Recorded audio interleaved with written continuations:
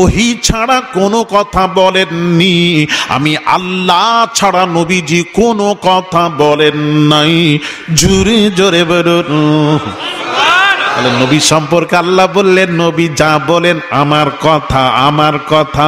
তাহলে নবী যেটা বললেন, নবী যে বললেন তোমাদের প্রশ্নের উত্তর আগামীকাল দিয়ে দেব, আগামীকাল দিয়ে দেব, এটাও আমার নবীর কথা নয়, এটাও আমার আল্লাহর কথা।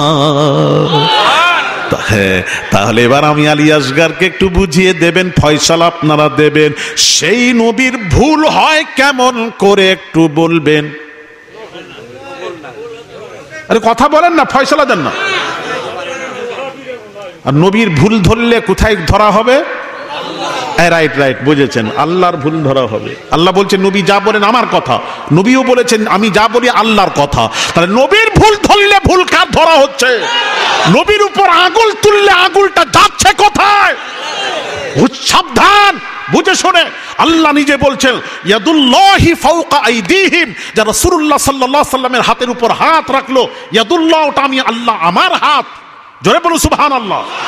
আল্লাহ বলছেন ইয়া আইয়ুহাল্লাযীনা আমানু ইস্তাজিবু লিল্লাহি ওয়া লির-রাসূলি ইযা দাআকুম, হে বিশ্বাসীরা আল্লাহ তার রাসূল যদি ডাকেন তার ডাকে সাড়া দাও। আল্লাহ সরাসরি আমি আল্লাহ তোদের ডাকবো না, আমার রাসূল ডাকবেন, আর রাসূলের ডাক হবে আল্লাহর ডাক। রাসূলের ডাক আল্লাহর ডাক।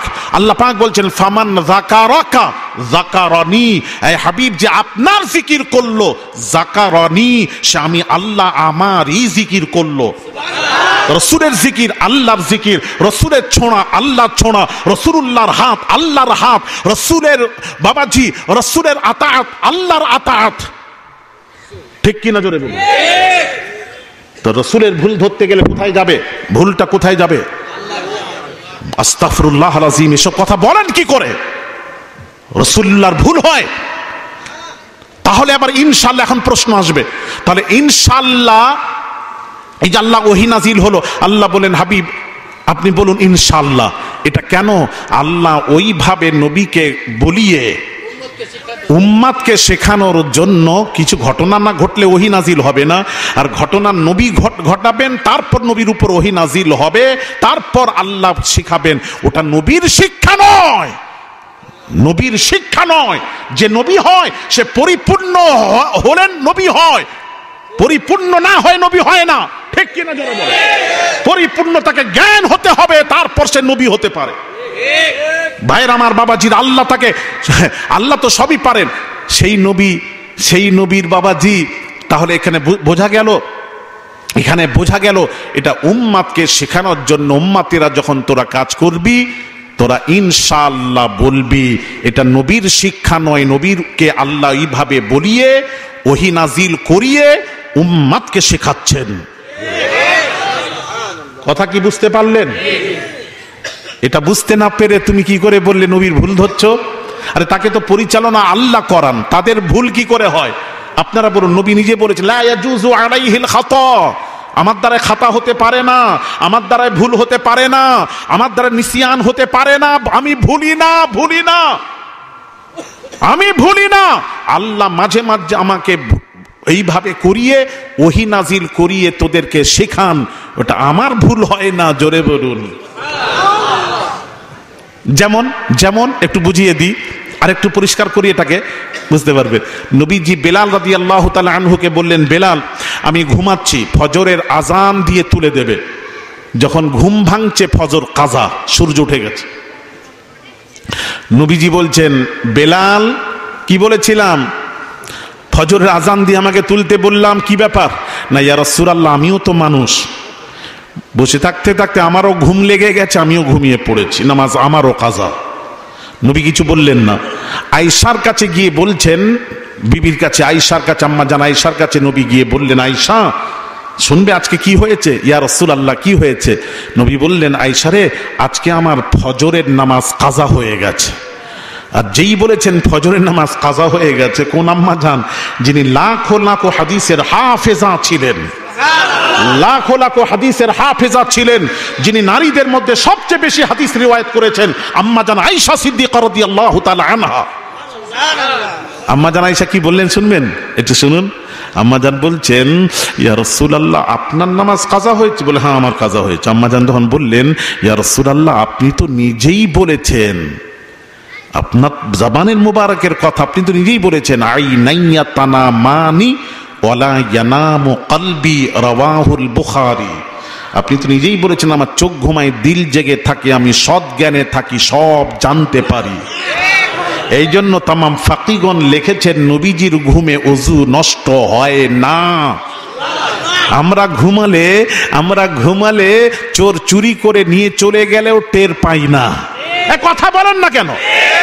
লুঙ্গি যদি কেউ টেনে, এক একজন ঘুমাচ্ছে, লুঙ্গি যদি খুলে নিয়ে চলে যায় তাও পাই না। এটা আমাদের ঘুম। আর নবী বলছেন, হাদিস শরীফ বুখারীর হাদিস, নবী বলছেন আইনাইয়া তানামানি ওয়ালা ইয়ানামু কলবি, রাওয়াহুল বুখারী। আমার চোখ ঘুমায় দিল জেগে থাকে, সব জ্ঞানে থাকি, সব জানতে পারি। আম্মাজান বলছেন, ইয়া রাসূলুল্লাহ আপনারই কথা তো, আপনি তো বলেছেন চোখ ঘুমায় আমি সব জানতে পারি, সব জ্ঞানে থাকি। সব যদি জানতে পারেন তাহলে ফজরটা কাজা হলো, ওটা জানতে পারলেন না? তখন নবী আয়েশাকে টিপে দিলেন, চুপ করো, কথা বুঝতে পাচ্ছেন না? তাহলে হাদিসকে যদি সামনে রাখা যায়, প্রশ্নই জাগে না নবীর নামাজ কাজা হতে পারে না। আমি মানতে পারি না। হাদিস সামনে রেখে নবী নিজে বলেছেন চোখ ঘুমায় দিল জেগে থাকে। আমি রাসূলুল্লাহ, তোদের মতো আমার ঘুম নয়, ঠিক কিনা জোরে বলুন?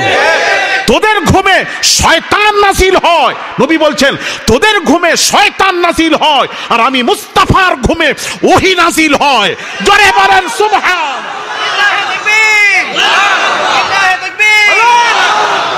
কথা ঠিক বলছি কিনা জোরে বলেন। এই কথা কিছু লোক এরকম বসে আছে কেন? নবীর কথা শুনে যদি এরকম বসেন, মনে করবো মুনাফিক, ঠিক কিনা জোরে বলেন। রাসূল পাক সাল্লাল্লাহু আলাইহি ওয়াসাল্লাম কথা কি শুনতে ভালো লাগছে না? তাহলে এরকম মুখ এরকম করে আছেন কেন? কিছু দেখতে পাচ্ছি আমি বাবু, পরিষ্কার কথা, আমি খুব কড়া, এদিক দিয়ে আমাকে চিনেন না, তাতে ফুটুক ফাটুক মরে যান, আমি ডাকুন না ডাকেন কোনো প্রশ্ন যায় আসে না। কিন্তু রাসূলুল্লাহর কথা যখন হবে, আল্লাহ বলছেন হাবিব আপনার কথা শুনে যারা মুখ ভারী করবে, কপাল কুঁচকাবে, মনে করবেন এটাই হলো মুনাফিক। তো সবাই কথা বলছেন না কেন? ঠিক কি না? আপনাদের কষ্ট হচ্ছে তো নবীর আলোচনা হচ্ছে, কষ্ট হচ্ছে।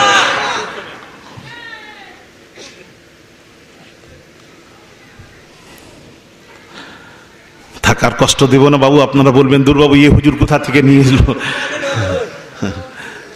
আবার কি প্রশ্ন দিয়েছে দেখি, যেমন প্রশ্নটা পড়ে নি।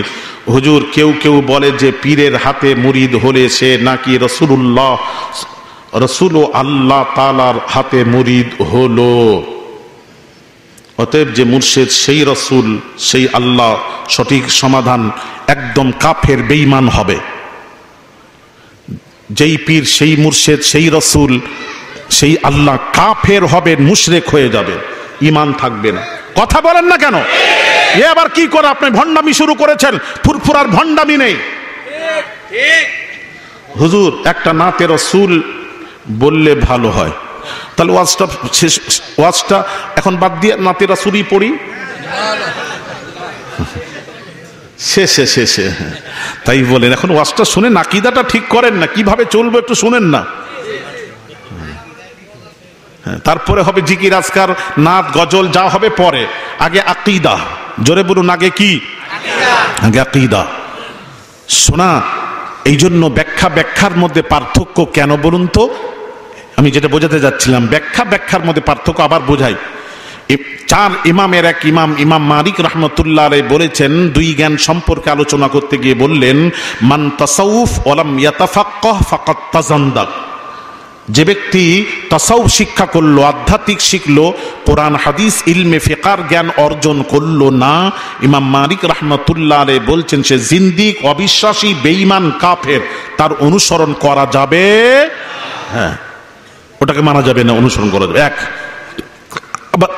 এবার আসুন, মান তাফাক্কাহ ওয়ালাম ইয়াতাসাওয়াফ।